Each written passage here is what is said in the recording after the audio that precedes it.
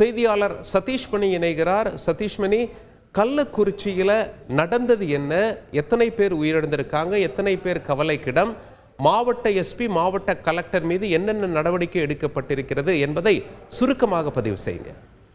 கள்ளக்குறிச்சி மாவட்டத்துல சாராயம் அருந்திய விவகாரத்துல தற்போது வரை 9 பேர் உயிரிழந்திருக்கிறார்கள். இது தொடர்பாக ஏற்கனவே மாவட்ட ஆட்சியர் சரவண்குமார் மற்றும் மாவட்ட எஸ்பி சமய மீனா சிங் ஆகியோர் செய்தியாளர் சந்தித்தனர். இந்த நிலையில உயிரிழந்தவர்களின் எண்ணிக்கை அதிகமானதை தொடர்ந்து தற்போது அதிரடியாக மாவட்ட எஸ்பி சமய மீனா சிங் அவர்கள் பணியிடை நீக்கம் செய்யப்பட்டிருக்கிறார்கள். அதே போல மாவட்ட ஆட்சியர் சரவண்குமார் அவர் பணியிட மாற்றம் செய்யப்பட்டிருக்காங்க. அதாவது எஸ்பி சஸ்பெண்ட், கலெக்டர் டிரான்ஸ்பர். இதே போல மதுவிலக்கு அமலாக்க பிரிவு என்பது இந்த கள்ள மதுகளை கண்காணிக்கக்கூடிய ஒரு பிரிவு.